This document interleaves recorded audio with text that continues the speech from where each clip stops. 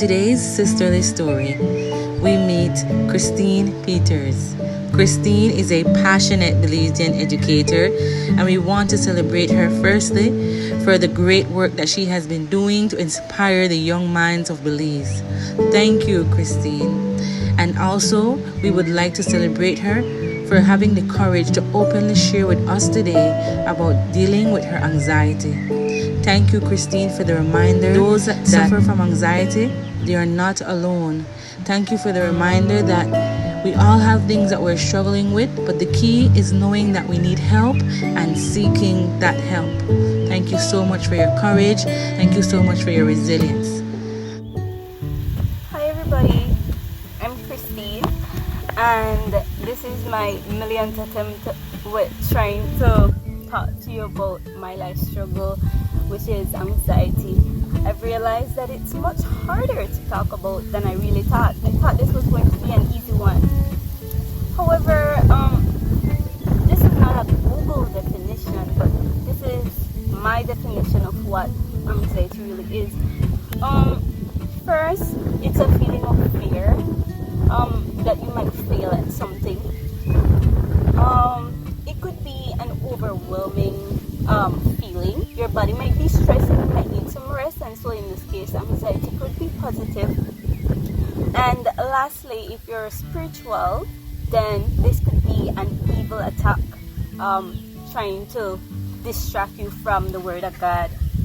The feeling or the symptoms of anxiety, they vary. For example, my symptoms are, for the past year, I would say, are pressure behind the head and forehead, adrenaline rush in the legs, shortness of breath, and of course my heart racing. Really, sometimes it is really hard for me to tell that I'm having an anxiety attack, because sometimes I don't find out until after 3 weeks that it was really my anxiety acting up. And this is the reason why it has been hard for me to actually put something together to say to you today. I really want it to be effective, and I really want that if you are feeling that you have anxiety to talk to me, because we are in this together. Now, most people who don't have anxiety, they do not understand anxiety. They don't have a clue of what anxiety is. And when they think they're helping you, many of the time they're just making it worse. This is when you will need to know how to avoid those conversations or distract yourself from it. So now, how have I overcome anxiety? No, I have not. I cannot say that I have overcome anxiety, but I can say that I am coping with it. How do I cope with it? I take walks. I take vitamins. They're necessary for your mental and physical health. I travel. I really don't understand how I have anxiety, because I have a lot of fun. Exercising, it gets your heart racing. If you notice, it may not be very visible in the video, but I'm a very skinny person, just over 100 pounds, and so skinny people might say I don't need to exercise, but exercising is very healthy for anxiety. I do art, I color. Some people might think that this is for kids, but I love doing these things. They distract you from the things that are crowding your mind. Alright? Avoid drinking alcohol. Pray, of course. God is the ultimate source of help in anxiety. And then, of course, I use my reliable alcohol. I bought this in Cunha-Herbert. I inhale it. It's a bit strong.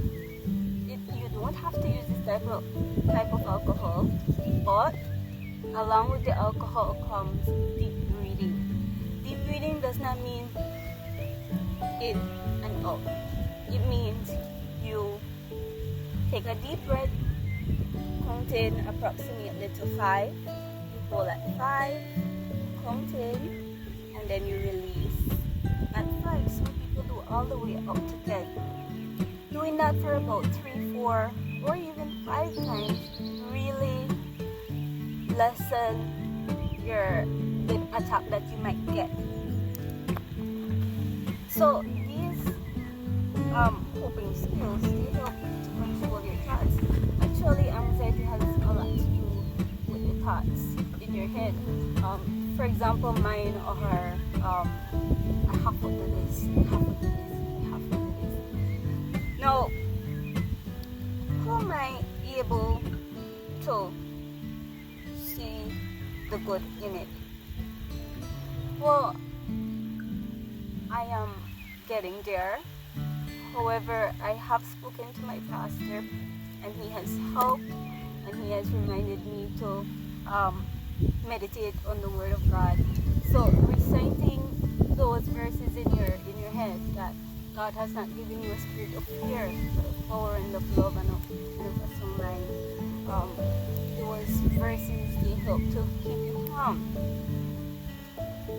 I've spoken with my friends who have anxiety, and they talk to me about how they feel, and I can relate, and I can use theirs to figure out what's really going on with me and how to fix the situation. And then lastly, of course, most people's fear is visiting a psychiatrist. I visited a psychiatrist, and at first I didn't want to go, of course. But then the main thing about anxiety is realizing that you need help. Remember, this is your mental wellness.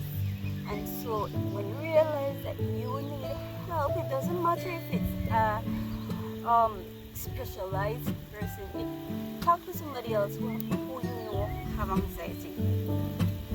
Anyhow, I went to my therapist, and she started questioning me. And she was like, so what will you do? What are you worried about? Coronavirus. Why are you worried about the coronavirus? It could come to Belize. And what will you do if it comes to Belize? I will take precaution. And what else? I could get the corona. And what will happen if you get the corona?